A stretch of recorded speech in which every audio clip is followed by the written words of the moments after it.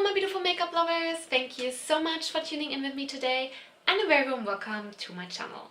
Today we're going to speak about items that I wish I would have bought before I went on my year-long low buy.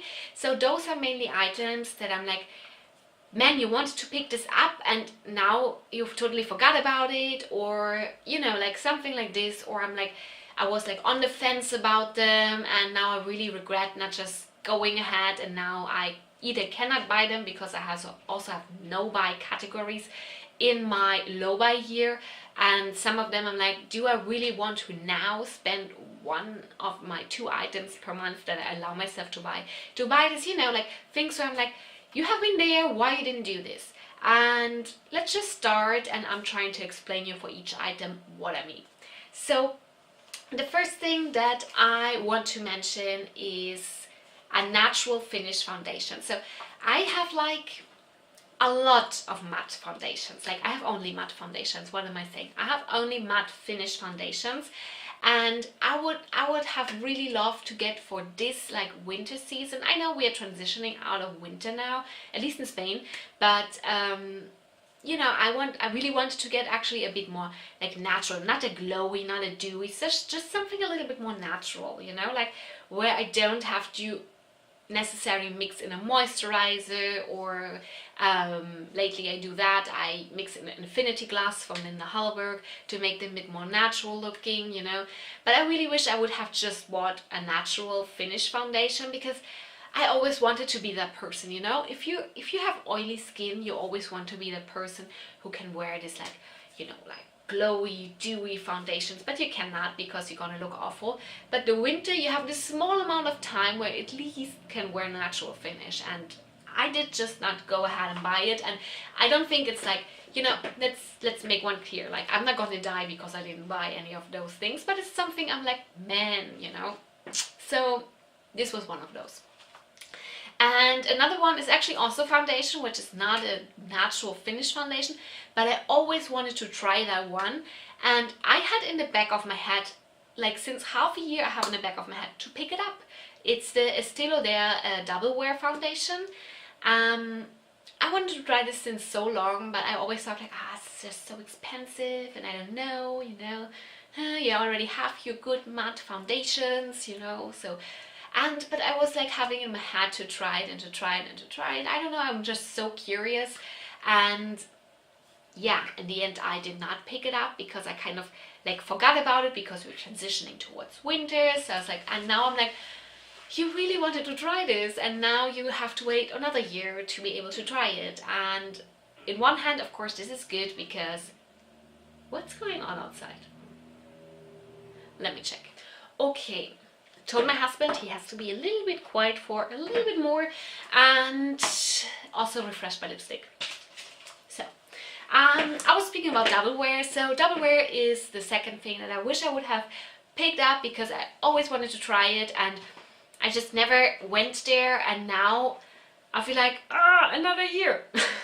Which is stupid. I mean, like all of those things are very like spoily things, if you say it like this. I can totally live without this, like I already said, but it's just things that I'm like, I wish I would have done that.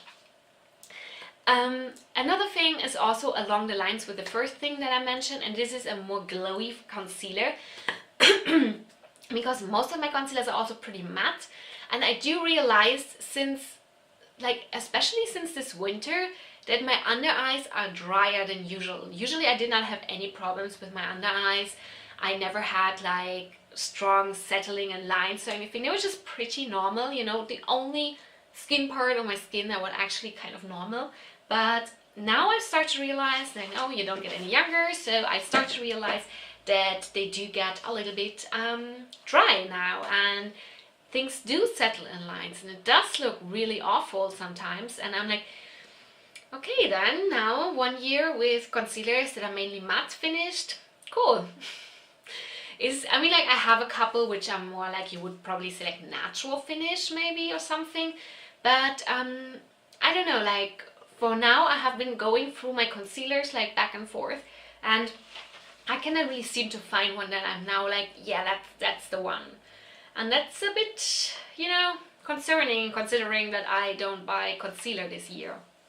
But okay, that's what I did. And I did play around also with infinity glass, and that makes it work, kind of. But it's just so like you have to, you know, I mean, like it does work perfectly, and I'm gonna get through the year, of course, with a little bit of more hydrating primers as well and everything. But I just wish that I would have gone ahead and already knew that before I did my low buy year.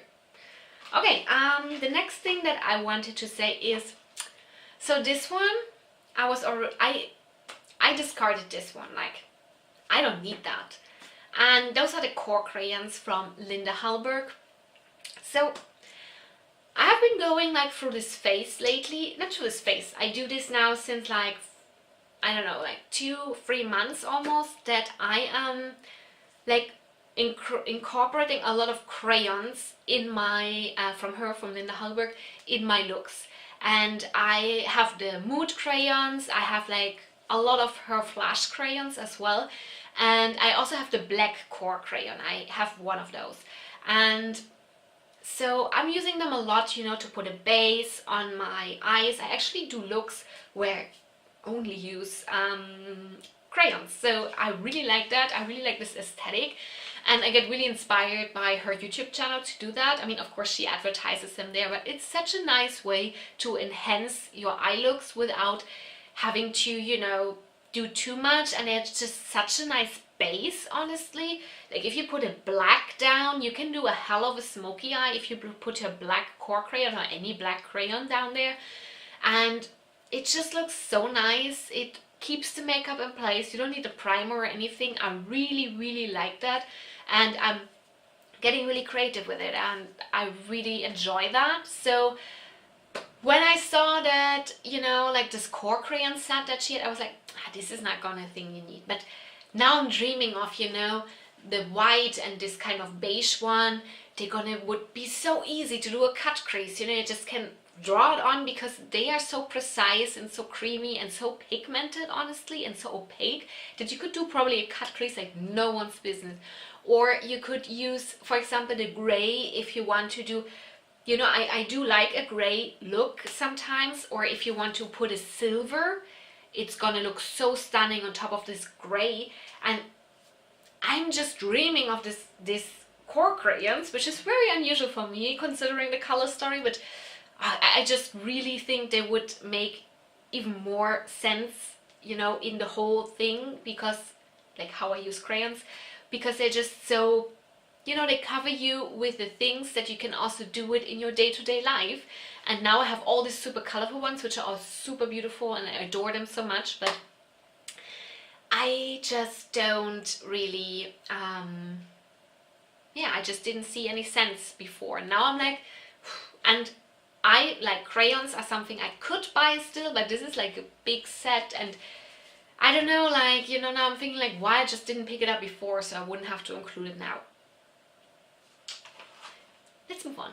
So the next thing is a finishing powder, actually. So I saw this a lot of times on Mel Thompson's channel. She talks a lot about it, that after she put like everything whole face, like a setting spray, she does like this buffing technique, I believe she calls it, where she uses a finishing powder, which is not really a setting powder, but like a luminous powder that you put on top of everything to make everything a little bit more smooth and a little bit more, you know, glowy. And I saw on a lot of channels, like I saw a lot of videos lately that this is also really nice to get a little bit of a glow with oily skin without looking oily, basically, just looking glowy, not oily. And I was like, oh, I want that. I also want to be glowy, even though I have oily skin. So, and I was considering before my low buy if I should invest in a finishing powder like this, for example, in one of Hourglass or something like that. But I was like, nah. And now I saw so many videos. I don't know why I do this to myself. I keep on watching videos like this, and I'm like, and I do have one powder that is a little bit more luminous, but it's just also mattifying, so it doesn't really work. And you know, I'm just like, okay, I guess I have to wait for this for a year, but all right then, I'm gonna do that. The next thing is one thing that is actually controversial, because I said also that I'm definitely not gonna pick this up months ago on a, you know, new makeup releases video. But lately I have been trying, what means lately? 4 months ago I got the, when I'm filming this, 4 months ago I got the Lila palette from Natasha Denona, and 2 months ago I got the Gold palette. And I'm just such a big fan of the matte formula from Natasha Denona. I think it's a beautiful formula. And now I am like, so why didn't pick up the Safari palette? It's all mattes. And I know I got really controversial reviews, but I'm just dying to know if this is like the matte palettes of my dreams, because I love the Natasha Denona mattes. They are stunning, at least in the 2 palettes that I have. So I'm like, I want this. But now it feels like, but is it worth it to, you know, sacrifice one of those 2 items that I allow myself to buy per month to buy this palette? Because there are also so many new releases that are so pretty, and I'm over here like, you know, I mean, it's something spoily. Definitely would be something I would be spoiling myself with, but I would really like to know how this palette is. And if you know how this palette is, please let me know. Please let me know. Tell me it's awful.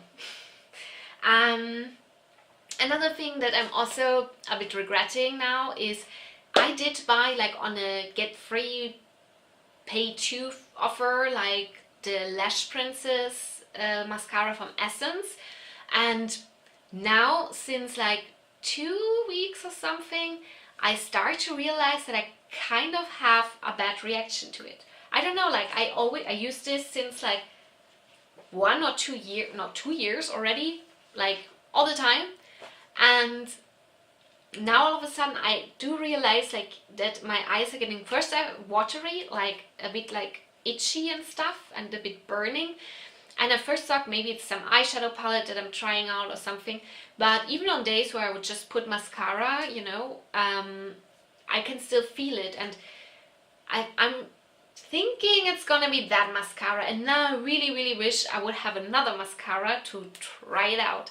And this is probably where I'm gonna break a little bit my low buy, because I'm not gonna run around for 1 year with infected eyes. And I'm going to buy another mascara, probably within the 2 items I allow myself per month. But now I don't know which one. And you know, I always was relying on this one all the time, and I'm thinking, how stupid have you been to think this will always work out for you? So I'm regretting now not to have tried out more mascaras, honestly, that would, you know, give me also satisfactory results. And now I will have to go and buy one that I'm not sure about and anything. So, you know, and then maybe I have to use it because I'm on a low buy. It's kind of a, it sucks a little bit, but honestly I'm not gonna run around with infected eyes all the time. And I also have 2 backups that I probably will not be able to use. So great. Let's move on. This makes me angry. Okay, another thing is that I usually have like mattifying setting powders, different ones, you know, but most of the time matte finish. But I always have a one brightening, glowy one for under my eyes.